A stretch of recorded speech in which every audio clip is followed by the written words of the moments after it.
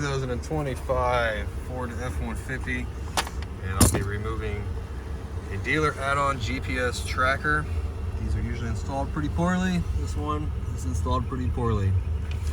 Also known as, I guess this is today's low jack system. The way most of these work is they go through the OBD plugs. That's how they're powered now. A lot of them. Some are powered up by the battery. You can find them by the battery, but the majority of them now are OBD plugs. So to simply disconnect it, you saw that I disconnected, the power light went off.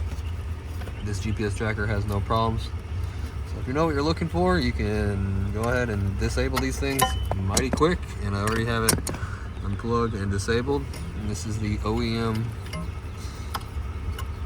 OBD connector here. I might have that upside down, I can't really tell, but here is your GPS tracker right here, or low jack.